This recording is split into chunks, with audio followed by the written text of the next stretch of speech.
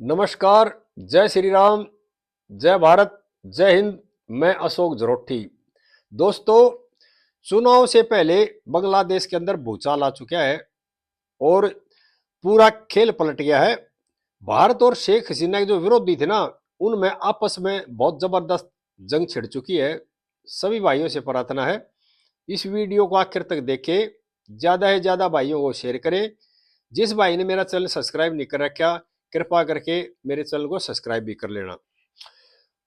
फरवरी में चुनाव होने बांग्लादेश के अंदर, और चुनाव में जीत हासिल करने के लिए एनसीपी के नेताओं ने हाथ मिला लिया जमात से।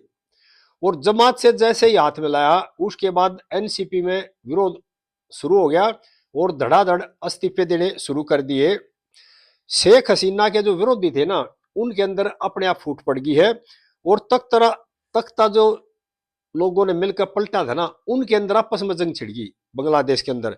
और जमाते जो संगठन ना, उसको बांग्लादेश के युवा और बांग्लादेश के नेता 1971 का भी गुनाहगार मानते हैं। यानी 1971 में जब बांग्लादेश बना था, तो बांग्लादेश के जो जमाती थे, जो चरमपंथी थे, उन्होंने साथ दिया था पाकिस्तान का। और उस बात को लेकर के एनसीपी के जो नेता हैं, संयोजक नाहिद इस्लाम, उन्होंने हाथ मिलाया जमात से, तो उनका विरोध होना शुरू हो गया। और जो बड़े नेता थे आलम, उन्होंने इस्तीफा दे दिया। उसके बाद जो 30 सीनियर नेता थे ना, धड़ाधड़ सबने इस्तीफे दे दिए। और ये आवाज उठने लगी कि शेख हसीना सही थी और हमने गलत किया है। और जो लोग भारत के विरोध की बात कर रहे थे, उनमें गुट बन गया आपस में दो तीन, और आपस में झगड़े होने शुरू हो गए। और ये आवाज उठने लगी, हमने शेख हसीना जो तख्ता पलट किया ना, वो गलत किया है और शेख हसीना सही थी। एनसीपी के जो नेताओं ने हाथ मिलाया ना जमात से, वो बिल्कुल गलत मिला है। और जमात की जो विचारधारा है, वो कट्टरपंथी चरमपंथी है। और इस सोच में और एनसीपी की सोच का कहीं भी यानी कि मिलान नहीं होता।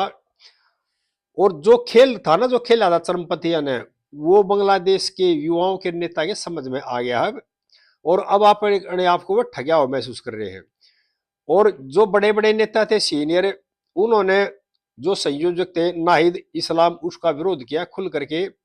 और नाहिद इस्लाम ये स्टेटमेंट दे रहा है, अगर सत्ता हासिल करने के लिए या चुनाव जीतने के लिए गठबंधन जरूरी है।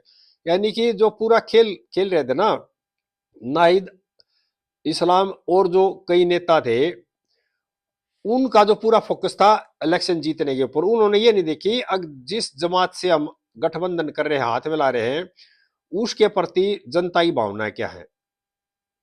बांग्लादेश के जो आम नागरिक है, बांग्लादेश के जो युवा हैं, बांग्लादेश के जो नेता हैं पुराने, वे सभी जानते हैं जमात की सोच को। अब इनकी जो सोच है वो चरमपंथी और कंट्रपंथी हो गई है।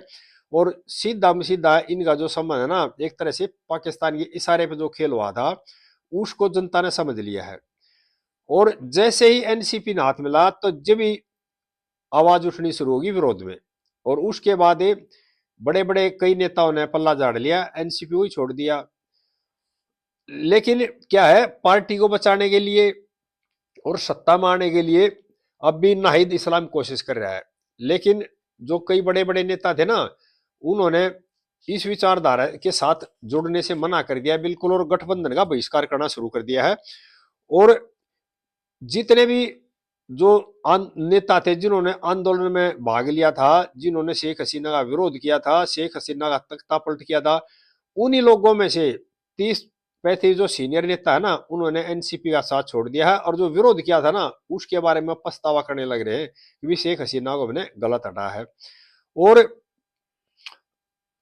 जिस तरह से जो हादी की जो हत्या हुई ना, उसके पीछे भी अब ये बता रहे हैं, अगर जो मोहम्मद यूनुस था उसका हाथ है, कुछ इस तरह की बातें आ रही है कि जो चरमपंथी है इनका हाथ है। और हादी के बाद एक और जो नेता है, उसके ऊपर भी जानलेवा हमला हुआ है।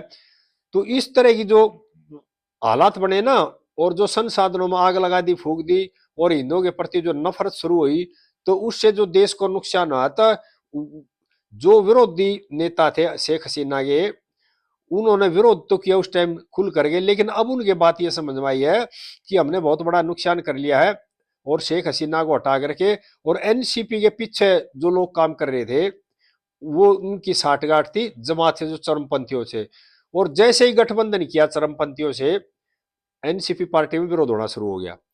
और इस विरोध को देख करके कई जो महिला नेता थी और कई और सीनियर नेता थे, उन्होंने इस्तीफे दे दिए और एक तरह से पार्टी से दूरी बना ली है। और कई नेताओं ने इसका खुलकर बहिष्कार करना शुरू कर दिया है।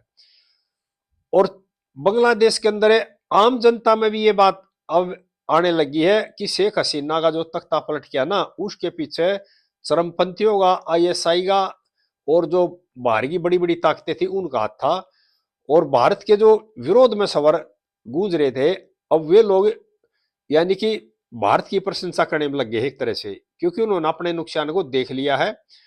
और अब ये उनके बात खुल करके समझ में आ गई है। अब वो यूनिस को भी पसंद नहीं करते हैं, वो यूनिस वाला खेल भी अब जनता के समझ में आ गया है। और जो एनसीपी के नेता थे, उन्होंने जो खेल खेला था वो भी समझ में आ गया। जो जमात के जो चरमपंथी थे, उन्होंने जो खेल खेला था वो भी समझ में आ गया है।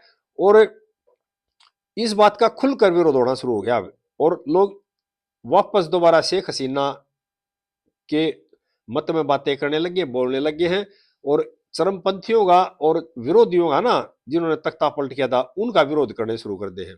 सभी भाइयों से प्रार्थना है इस वीडियो को ज्यादा ज्यादा शेयर करें, आखिर तक देखें। आगे जैसे हालात होंगे बांग्लादेश के चुनाव से पहले, इस तरह की बातें फिर भाइयों के साथ शेयर करते रहेंगे। जय हिंद देशवासियों।